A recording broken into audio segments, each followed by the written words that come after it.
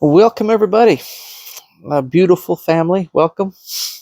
I wanted to talk to you guys today about something I was ministering and sharing to a friend, and something really stood out, which was the way I used to think and the way some people think when they're living life and growing up, that you need to have pushback in your life. You need to have some kind of resistance or opposition in your life to let you know that you're on the right track, or you're walking with God, or things are going well. And if you're not getting that pushback, then that means you're, doing something wrong. Things are going too good or too well. What's going on? Does the devil not have my number? Why isn't he harassing me? And I realized that a lot of times the way I used to think was pretty much of my own making. Because sometimes I would think, man, life is too easy. The devil's not messing with me at all. I must be backsliding. And then my mind would just start racing. I'd start having difficulties at work and problems. And then I'd start wondering, man, God, the devil's attacking me. Get him off me. And then I'd feel good again. And then I'd be like, wow, this is too easy. Come on, where's the push? And the harder the devil pushed, the more I decided to pray. So if I felt, a lot of push and problems, I would double my prayer life, and he'd push harder and more problems would happen. And I'd start praying, fasting more, doing all that stuff just to like push back to get him to leave you alone. And I think where we get it from is when we talk about persecutions and afflictions come, as Mark chapter 4 says, to steal the word, and the cares of this life and all these things, deceitfulness of riches, lust of other things, those all come that choke the word. And I'm realizing, well, if that's what we always thought, that's what we were taught, that's what we assume, that it's just one of the tactics the devil uses. It gives you a lot of problems and gives you a lot of, sicknesses and diseases and dramas, and we always blame him for it. Lately, I don't do that. I think I started shifting my gears to what I choose to think and what I choose to believe and what I choose to give power to in my life is what has power. So if I believe that the devil has to attack me for me to feel spiritual or for me to feel like I'm on the right track, then that's what happens.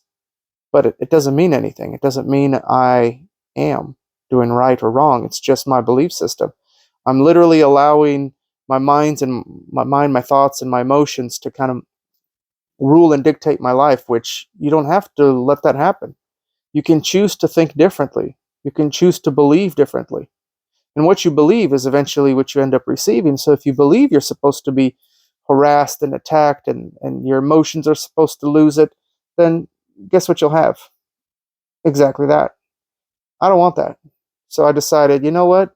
Every day's amazing. Every day's exciting. Well, what do you do when you got emotions of anxiety and stress? I've learned to get excited over those emotions and those feelings. Be like, yay, this means something good's coming and I get to enjoy God through it. Back in the day, I'd get those emotions and I'd start thinking something bad's happening. Why am I feeling this way? And sometimes you just ate the wrong meal, or you're not feeling good, or someone's coming down with the flu, and then you start feeling your emotions and you think you're doing bad spiritually because of how you feel.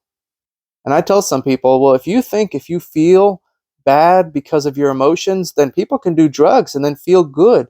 Does that mean you're doing good spiritually, or does that mean you just chemically hacked yourself? Well, if you can chemically hack yourself, why don't you believe that things are okay and they will be?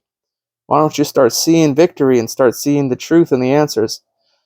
And that's what will happen.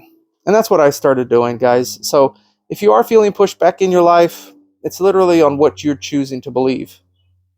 And if you decided to pray more and you decided to fast and read the Bible and do all these things, and now you're not able to hang out with the same friends because your circumstances are changing.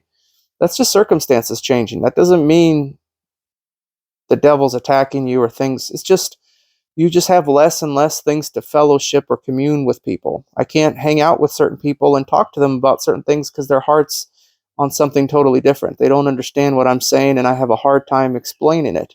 So usually I try to listen to them and find out where they're at and just minister and serve and just listen and wherever they are at and whatever they need. You don't always have to be right. You don't always have to share your opinion. Just listen and find out what people need and then help them with that. So, I love you guys.